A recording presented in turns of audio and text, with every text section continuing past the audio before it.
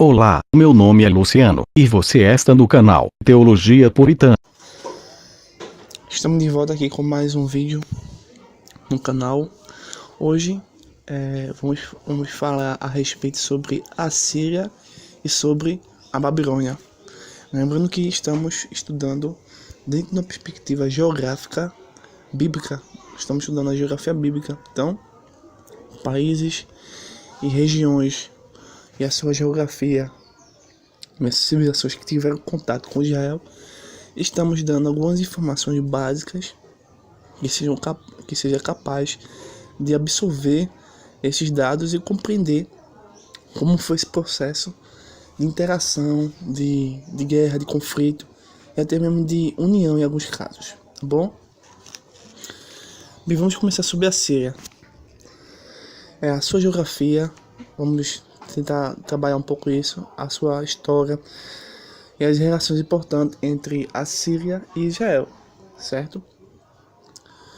Segundo o texto de Gênesis capítulo 10 e verso 11, os assírios descendem de Assur, filho de Sem e neto de Noé. Primeira coisa a ser dita é, com o passar do tempo, que a Síria vai se tornar em um grande império. No ápice de sua grandiosidade, a Síria ocupava uma área que ia do norte da atual Bagdá até as imediações dos lagos Van e Urmia, já na linha leste-oeste, e a dos montes Zagor até o vale do rio Abor. Um pouco da história. Bem, tudo começa basicamente com Nínive. Em Nínive, nós estamos basicamente sobre a própria história do Império Assírio. É na liderança do rei Tigret-Pileser que várias campanhas militares são empreendidas e conseguem ter muito sucesso. Mas é com Salmanasé II que a Síria tem outras vitórias muito importantes. É no século VIII que a Síria se estabelece no ocidente. A Síria teve seu apogeu, o seu ápice, a sua magnitude entre os anos 705 a 626 a.C. Esse é o período que abrange os reinados de Senaqueribe, Esar-Arbor e Assurbanipal. Em 614 a.C., Nínive cai e logo a poderosa Assíria desaparece totalmente. Um pouco sobre as relações da Síria com Israel. A Síria cria crises com os hebreus. E é justamente em 723 a.C. que a Síria destrói Israel. Quando a Síria deportava para outras terras os povos subjugados, era para fazer o extermínio moral das nações conquistadas. Segundo os estudiosos, os historiadores, os pesquisadores deste tema, os assírios esforavam vivos os seus prisioneiros de guerra. Eles cortavam as mãos, cortavam os pés, cortavam o nariz, cortavam as orelhas e furavam até os olhos e arrancavam a língua. Isso é muito interessante saber algo sobre a Síria, tá certo? Vamos agora ir trabalhar um pouco sobre a Babilônia. Agora, de uma forma breve, vamos tocar um pouco sobre a história da Babilônia, a geografia da Babilônia e a grandeza da Babilônia e a relação também que teve com o povo de Israel. A Babilônia é muito comentada nos textos bíblicos, porque ela é, em alguns aspectos, tanto histórico como simbólico, dentro de uma linguagem profética. Bem, estamos falando de uma das primeiras civilizações da Terra, né? Lembrando que tudo começa na Mesopotâmia. E estamos indo agora para o Egito, Babilônia. Estamos basicamente fazendo um trajeto, não é isso? A conexão com Akkad e Calnech em Gênesis 10, verso 10. É possível supor que a Babilônia nasceu por volta de 3000 a.C. Basicamente não se sabe ao certo, mas podemos assim inferir, né? Fazer uma mera suposição, uma pequena suposição de 3000 a.C.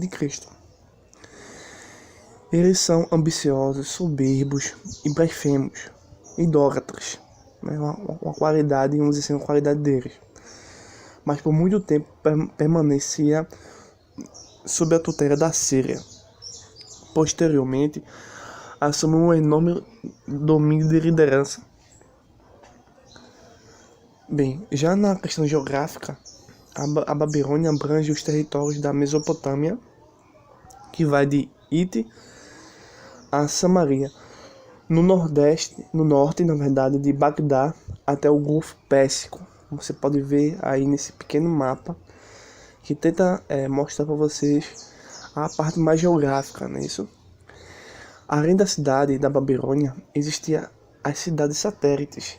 Por exemplo, cidades satélites eram Sipá, Kuta, Kis, Bossipá, Nippur, Uruk e Ur. Bem, Ur, como bem sabemos, Abraão sai dessa cidade para uma viagem missionária, uma viagem profética em obediência à voz do único verdadeiro Deus. Ele sai dessa cidade, que é uma cidade satélite. Por fim, temos a cidade satélite Eridu. Na verdade, a Babilônia ficava sobre o rio Eufrates.